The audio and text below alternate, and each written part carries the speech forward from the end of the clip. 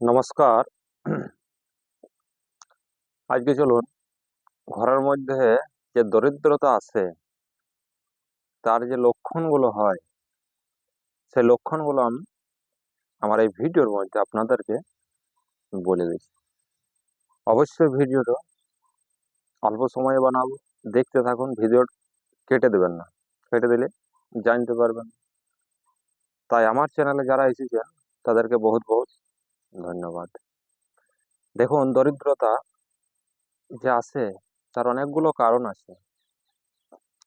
যতগুলো কারণ আছে তার মধ্যে কিছু কিছু কারণ আমি আপনাদেরকে বলে দিচ্ছি। প্রথম আমি আগে নিজের ঘরটাকে দেখেছি। আমারও ঘরের আমাদেরও ঘরে মানে কি বলবো, আগে আমাদের কিছুই ছিল না। মানে বলতে গেলে অনেক বড় কথা, আমি তাই নিজের ঘরের আগে এই সংকেতগুলো আমি পালন করেছি বা এখনো করছি বলে আপনাদেরকেও বলে দিচ্ছি। আর আমি পালন করেছি বলে আমার উন্নতি আসছে, অবনতি আর আশা করি ভগবানের কৃপাতে নাই। যতটুকু হয়, যতটুকু মানে প্রয়োজন ততটুকু আমার ঠিকই চলে আসে। আগে আমাদের খুব অশান্তি, কেলেঙ্কারি, ঝগড়া ঝাঁটি এসব আমাদের লেগেই থাকে।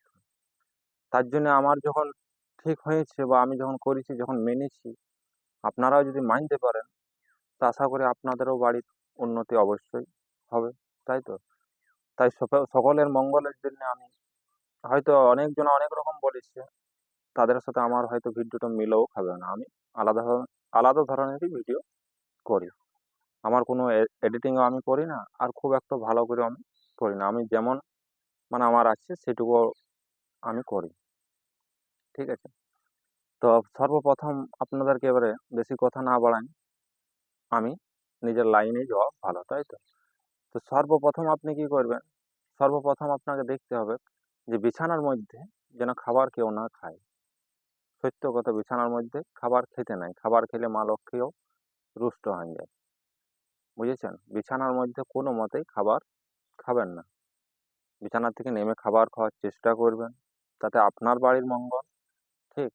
দ্বিতীয় নম্বর, আপনি যে বাথরুম বানাইছেন সে বাথরুমের গেট অবশ্যই বন্ধ রেখে দেবেন, খোলা রাখবেন না। ওইখান থেকে অনেক কিছু বাস্তু দোষ আসছে, তার জন্য বাথরুমের গেট আপনি অবশ্যই লাগিয়ে দিবেন। আর আরেকটা কথা মনে রাখবেন, বাথরুমে যদি আপনার বালতি থাকে তো অবশ্যই জলে পূর্ণ করে রেখে দেবেন। ঠিক আছে? 2 নম্বর হলো।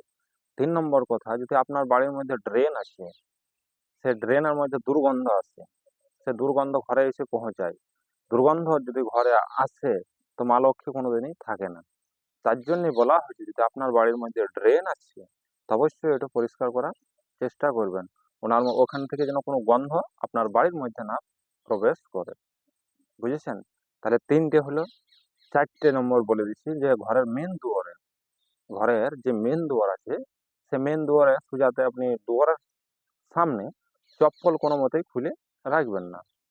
চপ্পল সাইডে রাখার ব্যবস্থা করবেন। চপ্পল রাখলে চলবে না। তাই তো?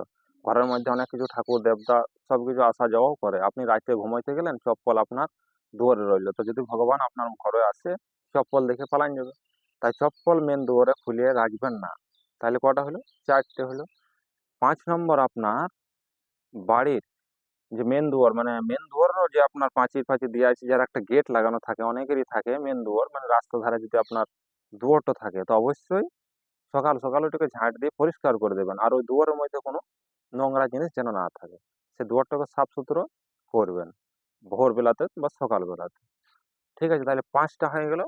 আর 6টা নম্বর হচ্ছে আপনার, যে সকাল বেলাতে আপনি স্নান করে নেবেন। স্নান করে 1 ঘটি যদি পারেন তুলসী মন্দিরে জল দিয়ে দেবেন। আর সেন্টেড ধূপকাঠি আপনি বাড়ির মধ্যে জ্বেলে দেবেন, যেন আপনার বাড়ির মানে সেন্ট মহক উঠে আপনার ঘরের মধ্যে। তাতে কি হবে না, সব ভগবান সন্তুষ্ট হয়, আপনার উপরে কৃপা করবে। তা আমি 5-6টাই আপনাদেরকে বললাম। যদি আবার জানার কোনো প্রয়োজন মনে করেন তা আমার সাথে যোগাযোগ করতে পারেন। যদি আমার এই ভিডিওটা ভালো লেগে থাকে তো অবশ্যই একটা লাইক আর চ্যানেলটা আমার সাবস্ক্রাইবার করবেন, যদি আপনার মন থেকে ভালো লাগে তবেই, না ছাড়া করবেন না। আর বেশি সময় যদি আমি বাড়াই তো ভিডিওতে আমার ভিউজ কম আছে। আরও যদি বড় ভিডিও আমি করি তার তো কেউই দেখবে না, তার জন্য 2-5 জন 10 জন যে জন্যই দেখে, ওই জন্য আমি অল্প ছোট ছোট ভিডিও বানাই।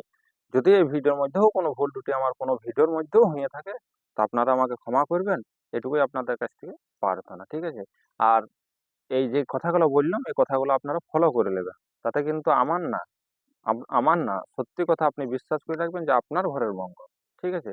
আর একটা কথা মনে রাখবেন, কোনো পয়সাও লাগছে না, কোথাও কিছু যেতে হইছে না। ঘরের মধ্যেই করতে পারবেন, নিজেরাই করতে পারবেন। কোনো পয়সা তো লাগছে না বাবা। তার জন্যেই আমার বলা হয়েছে যে আপনার বাড়ির মঙ্গল আপনি করবেন।